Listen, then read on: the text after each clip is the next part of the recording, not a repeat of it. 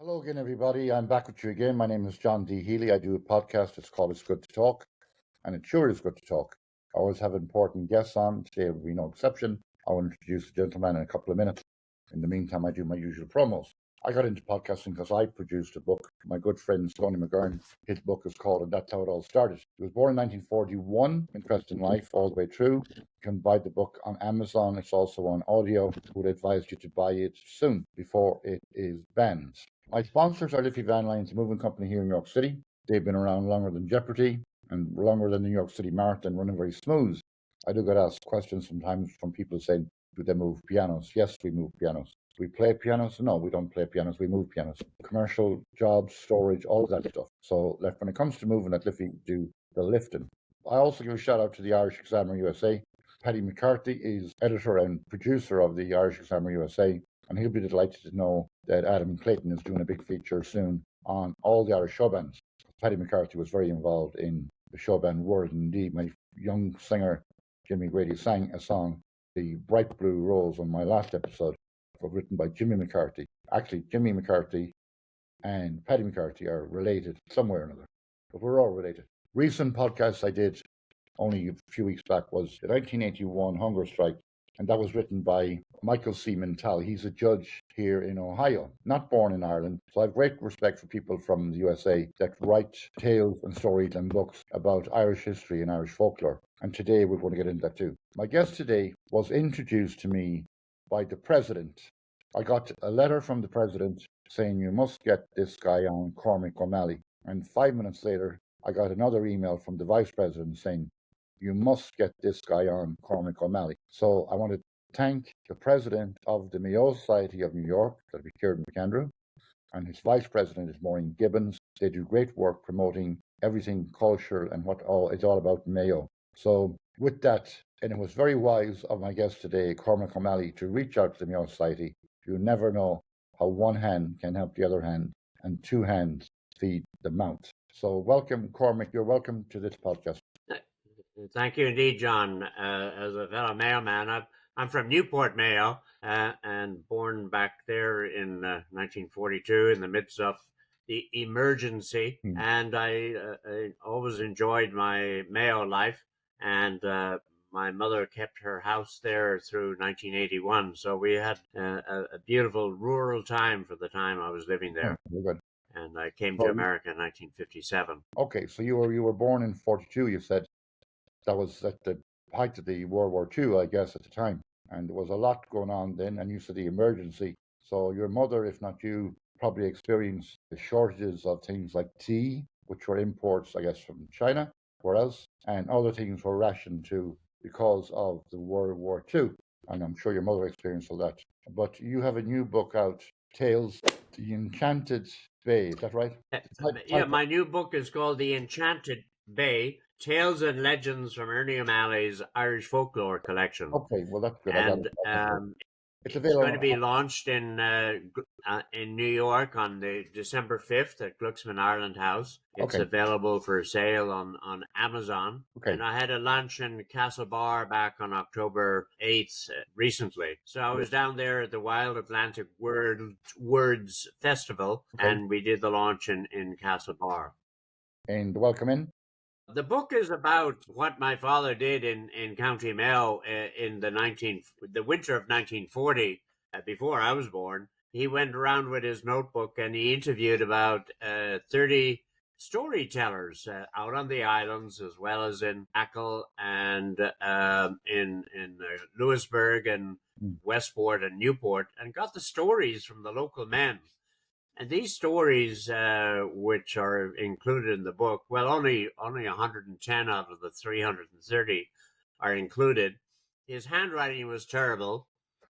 He was doing this at night by candlelight, no doubt, because electricity hadn't gotten to that part of the world yet. And no doubt there was a drink of poaching going around in the evening. So no wonder his handwriting was so terrible. But the stories tell... there was remarks made in the Irish Times this morning that called this a captivating compilation of Irish folk tales, a rich tapestry of stories that showcase the enduring power of the oral tradition in Ireland. That's excellent. Really, that's what Father wanted to do and what he promised that he would get done. He never completed it in his lifetime. So here I am, what Mm, are we, 80 years later, yeah. I'm publishing the book that he had always hoped to publish. Well, I commend And you. so I'm doing that not only for his heritage, but for the heritage that he fought for as a militant Yes. fighting in the nationalist days in the Yes. 20s. But part of that was to revive Ireland, to bring Yeah. a new Ireland into existence, and to recognize the old Ireland that there had been Yeah. and its culture. Yeah. And so he wanted to get rid of the English painting style and English writing style and bring to the fore the Mm, Irish tales. So these tales, the folklore tales, are covering, the supernatural and the maritime, the mm. fairies, the historical events which occurred in the County Mayo. And he worked on that for 2 winters, 1940 and 1942, and then left them aside because he went up to Dublin and started into other work. Congratulations for getting a good review from the Irish Times. I feel privileged now that you got the Irish Times. Now you got me. I'm in a new class of echelon, but that's very well and good for you. And I will be seeing you down on December 5th to purchase the book, because I haven't got your book yet, but I will get the book. I would rather buy it in person off you down there. So let's talk a little bit about Ernie O'Malley, your dad, like his early days, number one, and your mother, of course, number two. So Clew Bay is near Newport, Louisburg in County Mayo, and it's a beautiful, beautiful area. I had Jerry Coyle on here, and he wrote a book about his father, not too far away from your book. He did a lot of hard work. There's a lot of work goes into it. I know that, and you know that, to do the research on a book, the editing, proofreading, everything. And Jerry Coyle put a lot of research into it. And it's a book called A Forgotten Hero. His father was Henry Coyle, but his father told him, just like I told you, about the beautiful scenery around Clew Bay, Louisburg, and Newport.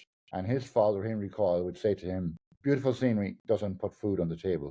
So how did your dad and your mother make an existence in Clew Bay? Were they farmers? Well, in what I could go back to Ernie in his nationalist days, he was born in Castlebar, and the opening of his memoir called "On Another Man's Wound" starts off with the folklore of Ireland. So folklore, not taught to him by his mother or father, who were conservative rural Catholics living in a county capital in Castlebar. And with 11 children, they were very, very busy doing other things, but it certainly wasn't nationalism.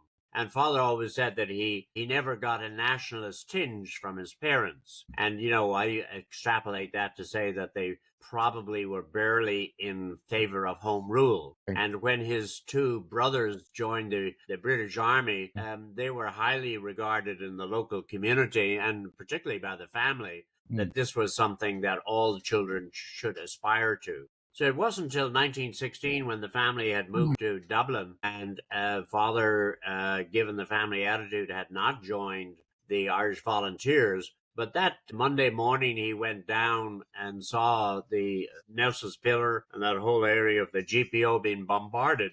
And he came back home that night and decided to take up arms. So he climbed out of his parents' home with a buddy, picked up a gun and started fighting. And a couple of months later, he joined the Irish Volunteers. And by 1918, when he joined up, he left university. He went to work for Michael Collins directly and Richard Mulcahy. So he was working as a young fellow, aged 21, with the two sort of senior commanders of the Irish Volunteers at the time. And they sent him around as an organizer to Dungannon, to Tipperary, to Roscommon, to Leitrim, to Clare, to get them motivated. And it was a tough job. It was a lonely job. He was in each location 2 to 3 weeks, and then he'd have to leave. So he never got to see the fruits of his work.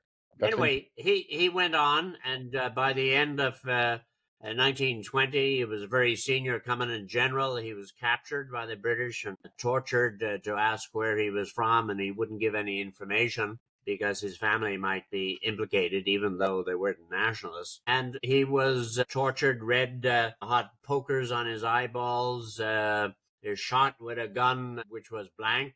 Couldn't get any information out of him, so he was sent out to Kilmainham jail. Michael Collins found out he was in Kilmainham, and though Kilmainham was built in the 1790s, was one of the few people ever to escape from Kilmainham jail on February 14, 1921. He became a national hero, so to speak. Deservedly so, that he should become a national hero. That starts growing over a period of time. I don't think it would have been known locally in Tipperary, where he had a lot of activity, and where he'd get up on top of the RIC barracks and break the bricks himself and the slates and pour the petrol down and light them.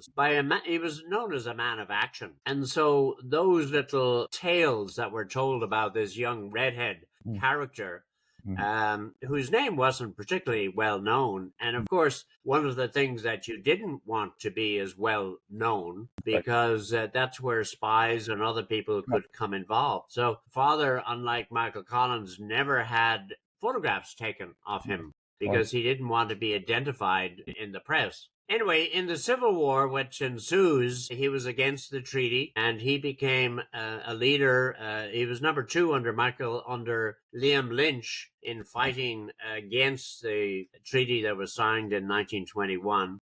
For whatever reasons, those were deemed to be wrong decisions by the Collins and his comrades. Who deemed them wrong? You said the Republican view was that you couldn't give away 6 counties, and you couldn't, because the Republic was 32 counties, and you couldn't have an oath to a foreign king when you were a republic. So from a later day perspective, we might say, well, it's no harm in compromise. But if you were the young men at that time who had been out fighting, they felt very strongly about it. They were easily persuaded, like one way or the other. Yeah. So they were young guys. That's true. Were easily. I mean, I could go to the Bronx today and pick up 20 guys that would fight for the IRA if I saw them. Yeah. Continue about Ernie O'Malley. My guest today is Cormac O'Malley. If you like this podcast, subscribe. It's free to subscribe. Ernie O'Malley then, at that point, you could say he jumped ship. He went from being a Collins guy to being a De Valera guy. Is that correct? Well, he didn't respect De Valera because De Valera, for the true Republican spirit, De Valera was willing to compromise, as he expressed in the Doyle debates in December 1921. And he offered a document which had external association with Britain. And the diehard Republicans like my father said, no way, we're not going to accept that. So he went to De Valera and withdrew the allegiance from between himself and Liam Lynch and the 1st Southern Division. They had about 20,000 soldiers. And they said, he said to Dev, you no longer have my support. And even though De Valera was kind to him in later years in various ways, he just had an attitude that De Valera was a compromiser along with Collins. And they had no respect for him. And so he just counted him out of history. De Valera was clever enough to get himself back into history, but not from the Republican perspective. I have no respect for De Valera, okay? But I will give him that. He was able to save his ass at least 3 times because he was born here on Lexington Avenue in Lenox Hill Hospital, and he flashed his American passport to save his ass 3 times. James Connolly was taken out in a wheelchair and shot in the head by the British soldiers, and De Valera got a free pass because he was born here in Lexington Avenue in Lenox Hill. So his mother brought him back to Ireland when he was a baby. We don't know who his father was.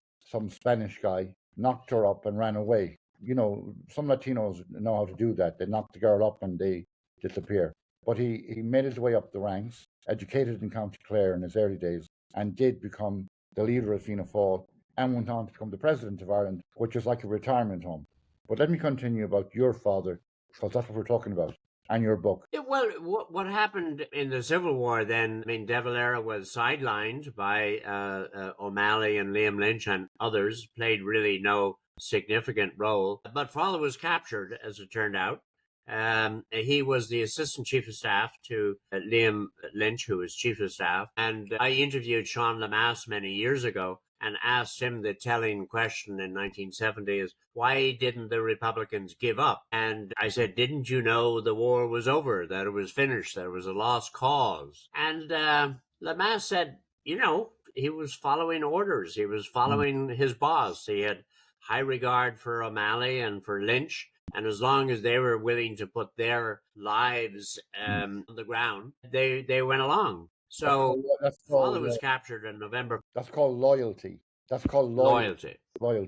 But you can be loyal. You can be loyal to an elephant. Sure. So, I mean, what happened in many of those brigades, which had been fighting for the IRA during the Tan War, as it's often called, they split. And quite often in my study of the history, you can see battalions have loyalty. So the battalion leader goes one way, even though another battalion leader goes a different way. Right. And the men follow him. Well, they either drop out and become neutral or they follow them. And in Father's case, he was so well known in so many different parts of the country because Collins had sent him around. Yes. And for the Republicans, he became the director of organization because he knew so much. Yes. So it was easy for him to get that position and to continue. But when he was captured in November, it was all over for him. He was accused of killing a soldier, a Free State soldier, which he likely did because they shot somebody outside his house that he was surrounded in. And because you made a reference earlier to James Connolly being shot, the Free State remembered the shooting in 1916 of James Connolly and decided not to shoot Ernie O'Malley because he could not stand trial. He could not stand on his feet. He had been injured with 10 bullets in his body. And so he was allowed to survive. And he was finally put out to the Curragh internment camp, and he didn't get out till July 1924. So, that was the end of that period of what you call the militant life. And a lot of people are drawn into the question is quite often asked in museums or in books, how did he become a revolutionary? Well, I don't think you're born a revolutionary. No. Most people are born conservative, but they do ask questions. Right. And as we all should ask questions about our life, who is our current leader? What are we doing? And how do we handle the current issues? In my uncle's case, the two went to fight for the British. It was unemployment in 1914 in Dublin. There wasn't much to do. Their father had 11 children. That's called surviving. And they went for employment. Surviving. Yeah. Yeah. Now, what they decided in order to survive during the Civil War, they decided not to come back to Ireland. Okay. Because they thought that they might be shot by the Irish because of their switched allegiance. And they both stayed in Africa in the British Army and died in Africa. Okay. But what Father was able to do was he influenced his younger brothers. So 4 of his younger brothers became Republicans during the Civil War. 3 of them were rounded up and put into jail. 1 of them was shot on O'Connell Street in July 4, 1922. So suddenly my conservative grandparents were caught in the middle, and he was a civil servant. So he was being accused of harboring nationalists. Right. And his job came under suspect, but he kept his job. Yeah. Ironically enough, my grandfather became a pal of De Valera, whereas my father, and here's an interesting example, when my mother comes into the scene, she's a sculptor and always wanted to do a head of sculpture. She did one of Mick Flannery, and she wanted to do Eamon De Valera. My father would not introduce his wife to Eamon De Valera. I admire between 1935. I mean, that was just not something he would do. His loyalty was not to De Valera. Okay. And the irony of his death is that De Valera gave him a state funeral, and it was the 6th state funeral in Ireland. And he was following in the steps of Michael Collins, Douglas Hyde, and Arthur Griffith. And suddenly, number 6 is Ernie O'Malley. And I often am asked, I ask myself the question, why did De Valera do that? And my cynical reaction is that De Valera could not get his loyalty in life, and so honored him in a very cute way, honored him as a national hero in death. And thus, having just recently been elected in 1957, he wanted to get those comrades back into the De Valera fold as they had left him. And so he honored Ernie O'Malley. Well, De Valera was a cute tour, because dead men don't talk. Yeah, indeed. Talk to me a little bit about your mother, and she was a sculptor. Yes. So father got out of jail in 1924, out of the internment camp, and he was a bit of a cripple. He decided to, he got some money from the White Cross, which allowed him to go to Europe and recuperate. He got some money from friends. He spent about a year and a half abroad just walking, trying to get his health back. Climbed the pyramids, became self-educated in art, came back to Ireland, went back into his medical studies, wasn't able to concentrate because of his wild life. And in fact, De Valera came to his assistance because he had heard through friends that he wasn't doing very well. And De Valera's did analyze one of the reasons that the Irish, quote, lost the War of Independence was because of newspapers. The Irish rural newspapers were basically conservative because they were based on advertisement. Yes. So what he wanted to do was create a new newspaper called the Irish Press. Yes. And he sent his 2 generals, General Aiken and General O'Malley, over to America. And they spent 9 months in America, traveling to all of the Irish cities.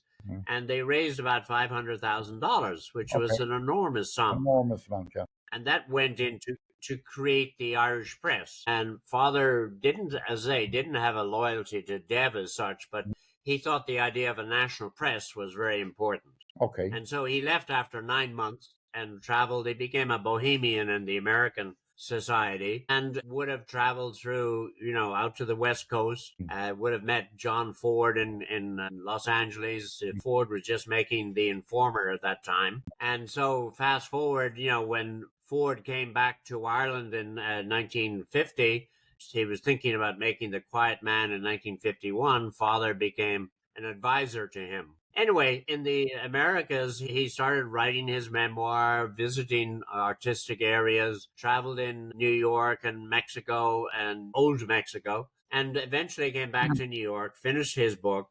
And in the midst of his activities in New York, he met my mother, who was a sculptor, photographer, artist. Her name was Helen Hooker. And she was a very established family from Greenwich, Connecticut. They sort of fell in love. Yeah, of course. She was an artist. She hadn't gone to university. He was well read in the arts. Okay. And was able to interpret for her art in the way that, in a very articulate manner. And I'm sure she was not only fascinated by that, but heard of his heroic stories. And she just, they decided to get married and went there. Her family, they fell in love. In essence, they fell in love and they got married.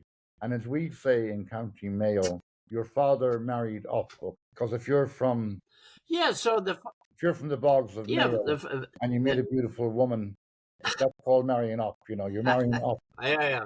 Well, a lady who had some wherewithal, was able to be supported by her family. So father got a pension ultimately from the Irish government, but as significant as that was in the local days, it wasn't able to support the family in the style that my mother was able to. So when she came to Ireland, she was able to bring an annual income which allowed them to be supported in a proper style. But she was still the artist. She created, she was involved in painting and photography. And so she started early on in 1937. It was recently published his book called Western Ways. And it's photographs of County Mayo in the 30s when she went to live there. And so she went out to the islands and it was interesting because what my mother was doing in photographs was what my father would ultimately be doing in collecting folklore, which is telling the story either in photographs or in the words. And so the two of them made a great team. They're interested in the arts. My mother went on to create a theater, an Irish theater called the Irish Players, 1944, with Liam Redmond, and ultimately she got Siobhan McKenna and other people involved in her plays. Went on to London with that in 1947, 48, and in London again in 53, 54. So she remained loyal to Ireland and Irish, even though she separated from my father and retired to America and led an entirely separate life, divorced him and remarried. But she retained the love of Ireland. She came back and did, there's a group of her heads of sculpture down in the University of Limerick, of 45 heads. Which is open to the public and still on view. And she did over 400 heads.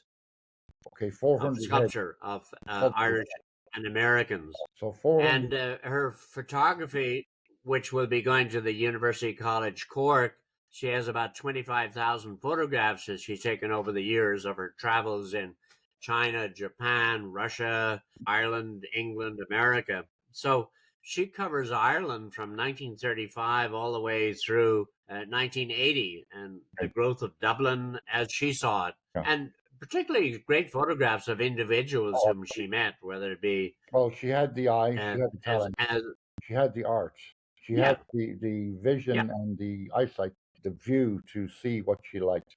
I'm glad she did 400 heads of sculptures, and I'm glad she left out De Valera.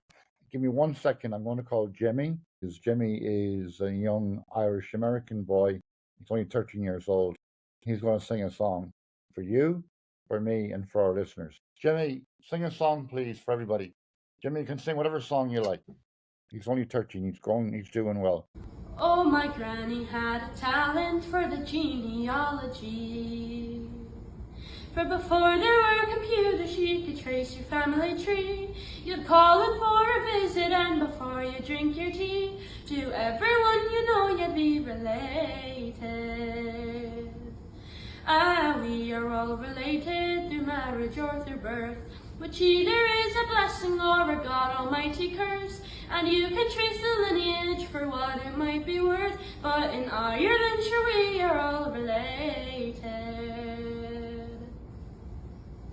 My name it is O'Reilly, O'Reilly, I don't know.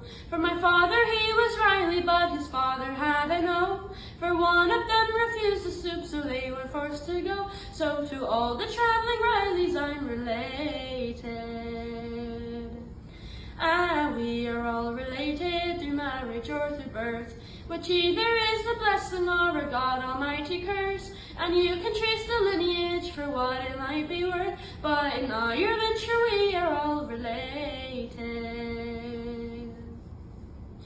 Hush your cousins on the radio, my granddad he would say, for we hope that you'll become a singing star like her someday. Now second, third, or twice removed doesn't matter anyway. To the famous Eleanor Shanley I'm related. We are all related through marriage or through birth, which either is a blessing or a God Almighty curse. And you can trace the lineage for what it might be worth, but in Ireland sure we are all related. Now my husband's second cousin is my second cousin too. But before ancestral thoughts arise, 'tis legal through and through. Now my brother's married to his sister's husband's sister who, Asher, like I'm trying to say, we're all related.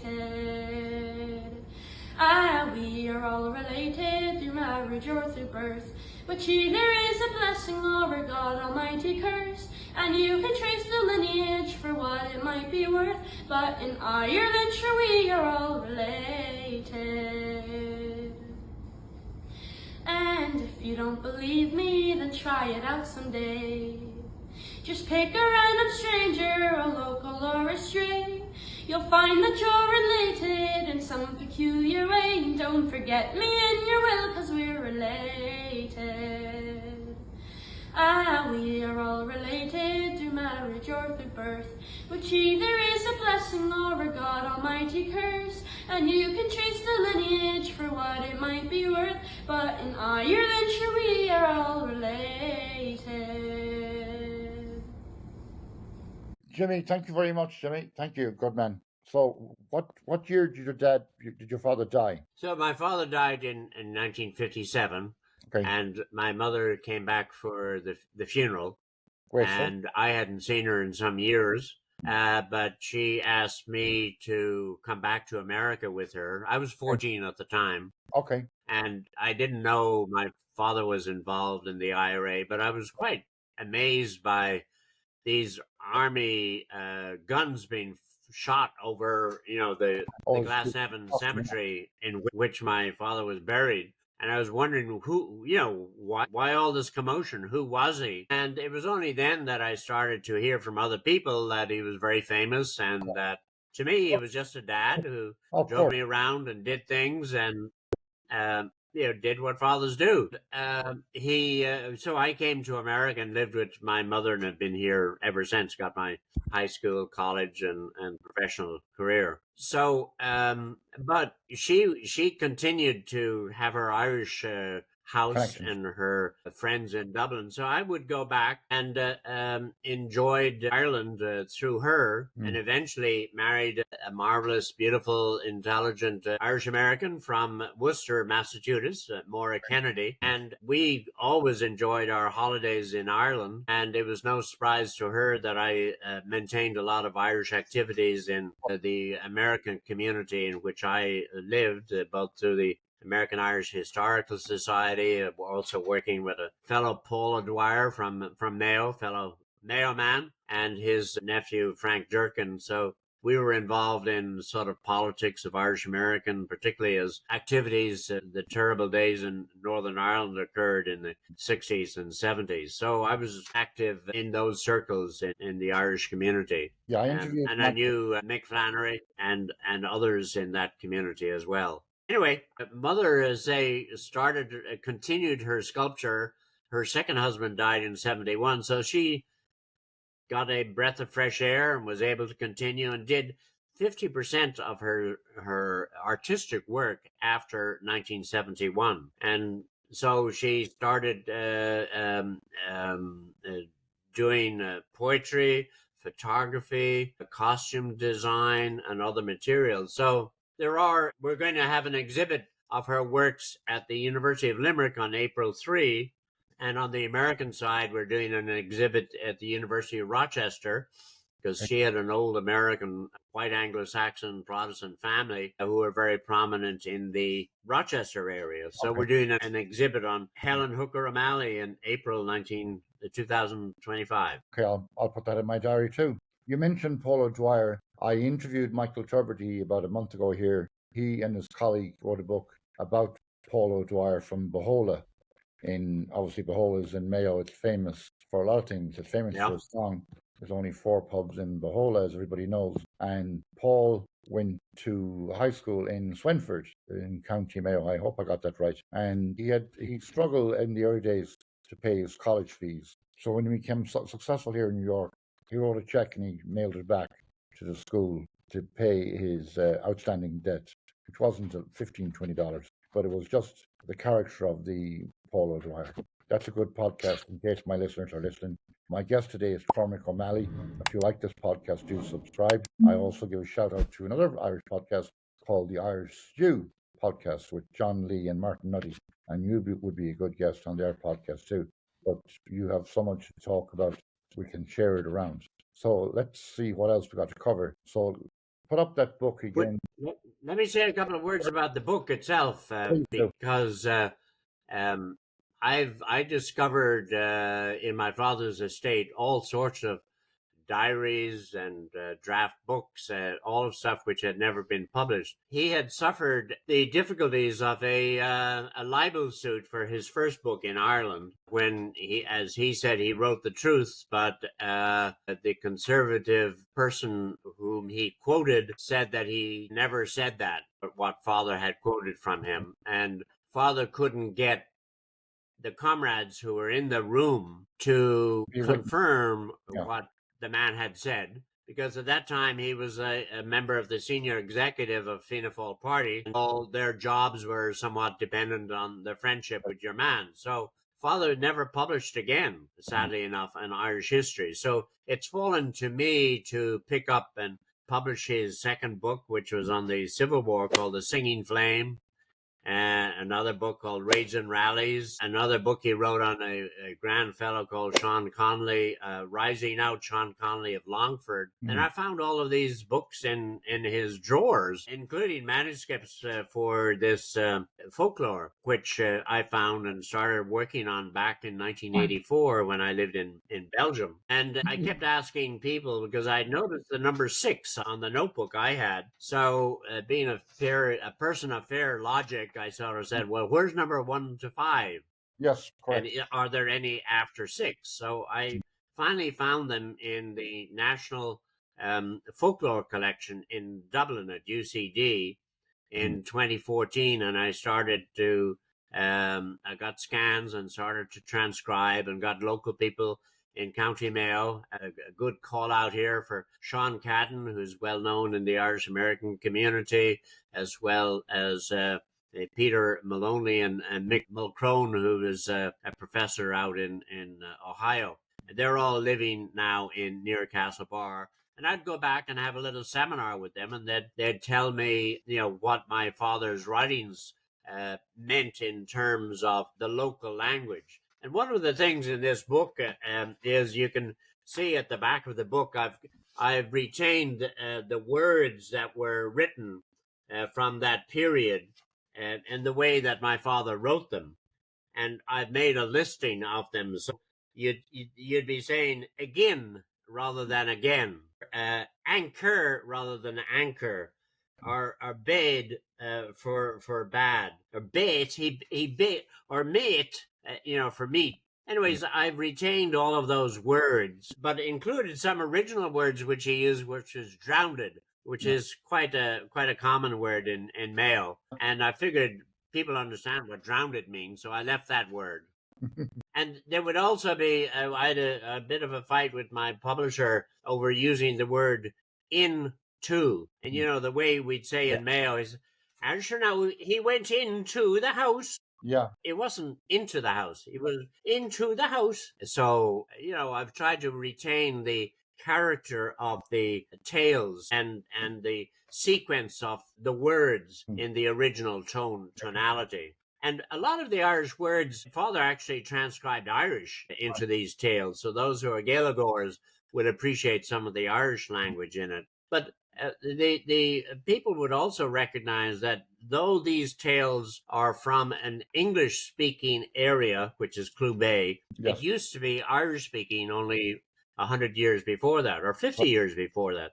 And all of the storytellers who told them tales were Irish-born speakers. And what happens is, when you have an Irish-born speaker, they keep the syntax of the Irish. Yes. And, the Irish don't tell many first-person stories. They're usually a passive story. And so a lot of the tales occur and they don't refer to my house. It's always the house. So there are a lot of peculiarities in it. But let me just tell you some of the nature of the stories would be, the supernatural, the fairy stories, what happens, how do you build a house in Mayo? Well, you have to ask the fairies. Do you dig up a mound in the corner of your house, of your backyard? Oh, no, that may be fairies. And there could be consequences if you dig that up. And you've all seen the hawthorn tree on top of the little round hill. And now that's where the prairies live. So, there's stories that the railroad couldn't be prepared and built in the way that it was intended because there were too many of these little hillocks, and the local people wouldn't wouldn't tear the hillock down, and so the railroad had to go around them. Little things like that. But Those little they things go are, on, and he covers those little things a are, lot of the maritime tales from the islands, tales of Cromwell and Lord Lucan and the disasters. My reaction to the book is that you learn so much about the horrid Irish landlord. They're rarely doing good, though they may have done some good for themselves, but certainly not for the Irish people. And be it Lord Lucan or Lord Sligo or Lord Waterford, Lord Leitrim, all of those stories are. I grew up in a village called Glenamoy, so I'm on the cusp of the Gaeltacht area. A good friend was Pat Linney. He was a poet. He spoke, his first language was Irish language, of course, but his English was delightful to listen to, and he would always say, Ganchir Ganchanga, a country without its language is not a country. But having grown up in Mayo, I can testify I've met a lot of fairies from Mayo, okay? And there are fairies in Mayo, so we'll get over that myth right away. So let's see, we're going to wrap up soon. We're going to wrap up shortly. And how often do you get back to Clew Bay? I get back to Ireland about three to four times a year. I do lectures around the country. I'm involved in Kilmainham activities in the National Gallery, National Library, University of Cork, University of Galway. Published so many books about my father's activities in the different, and I did a series called The Men Will Talk to Me. He wrote down about 5 million words of interviews for 450 people, and anyone who has ever asked me, I've tried to help them. I go into the index, find the materials, and send them on. And those 5 million words are now going to be published by the Irish Manuscript Commission. But I came up with a book series called The Men Will Talk to Me. And we did books on Kerry and Mayo and Galway and Clare and West Cork, as well as the northern counties. Okay. And Father found that the people would talk to him. And then, one of the things I've done for my mother is do documentary films on her as an artist. And T.G. Carr did a documentary on my father back in 2007 called Scale, Ernie O'Malley on Another Man's Wound. So that was Jerry O'Callaghan who made a 52 film on my father, like a biography, documentary. Well, I think we'll be signing off soon. We usually go out on the European national anthem, Ode to Joy. I always sign off on my native Irish language, and you actually said one of the words there a moment ago. So, Shin Scale means that's the story. Agus Bay Scale Ella means we will have another story.